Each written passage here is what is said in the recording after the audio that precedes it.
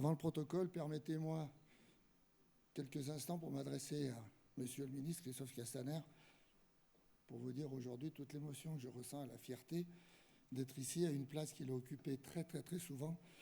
Et le fait aujourd'hui pour moi de parler en tant que maire et lui s'exprimer en tant que ministre, c'est quelque chose de très fort et que de chemin parcouru depuis 17 ans. Messieurs les ministres, monsieur le préfet, madame la sous-préfète, mesdames et messieurs les parlementaires, mesdames et messieurs les élus, madame la présidente, madame la secrétaire générale, monsieur le délégué général, mesdames, messieurs,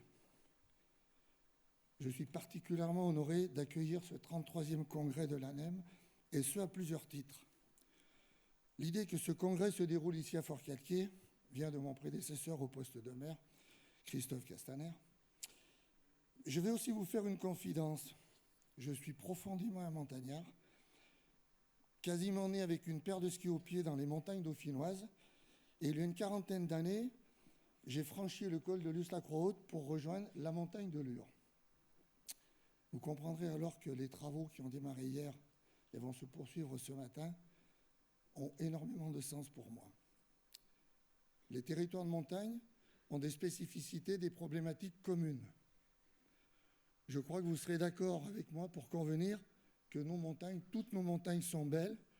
Elles sont très belles, mais aussi très sensibles au changement climatique, à l'enneigement qui évolue, à la désertification médicale, au maintien des services publics de proximité. Compte tenu de tout cela, l'ANEM a un rôle essentiel pour caractériser les enjeux de nos territoires de montagne et territoires ruraux, tout simplement, et qu'ensemble, nous ayons les moyens d'action renforcés. Ce congrès est aussi l'occasion d'échanger entre nous, élus, sur les politiques que nous menons pour animer nos territoires. Ce n'est pas toujours une tâche facile, notamment dans le contexte budgétaire que nous connaissons, mais nous devons tous contribuer, chacun à notre mesure, à cet effort national. Cela nous donne également l'occasion d'inventer et nous donne l'obligation d'inventer.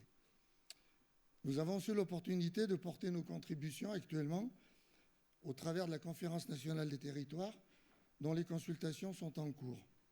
Il est effectivement important pour nous, élus des territoires, quels qu'ils soient, ruraux, montagnes, y compris urbains, bien sûr, de faire remonter ce que nous connaissons sur nos territoires. Sur le territoire de Forcalquier, pays de Forcalquier, montagne de Lure, pour citer notre communauté de communes, nous déclinons différentes politiques à l'échelle de la commune, de la communauté de communes, ou plus largement au niveau du parc naturel régional du Luberon. Je vais vous donner deux exemples de projets. Le premier, dans notre commune à Forcalquier, nous avons créé il y a quelques années un village vert, un pôle d'une consommation locale, responsable, durable, circuit court, qui réunit en même temps une biocoop dans un même lieu, un point de vente d'un groupement d'une quarantaine d'agriculteurs, les circuits courts donc, des associations d'éducation à l'environnement ou en accompagnant les particuliers dans la transition énergétique. Un autre exemple à l'échelle du territoire de la commune, de la communauté de communes, elle travaille à structurer les activités de pleine nature, et là on retrouve la protection de la montagne à travers la commission des chantiers, des sentiers, et ainsi que tous les circuits randonnées VTT trail, de façon à harmoniser les plaisirs avec le respect de l'environnement. Et Lure, notre montagne de Lure, bien évidemment, qui, il y a quelques décennies, et ce n'est pas tellement loin, nous faisions du ski de fin novembre au mois de mars.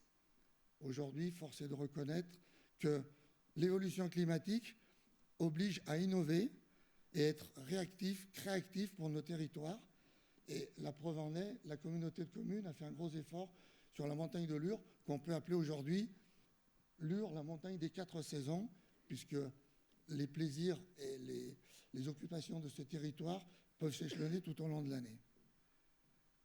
Je ne serai pas plus bavard, mais avant de conclure, je tiens à remercier tout particulièrement l'équipe de l'ANEM pour l'organisation parfaite de cette manifestation, de ce congrès, en partenariat avec les services de la mairie, de la communauté de communes, de l'Office du tourisme, qui se sont tous mobilisés sous l'autorité de Florence Cornuet, notre directrice générale des services. Aussi, je vous propose de les remercier par des applaudissements.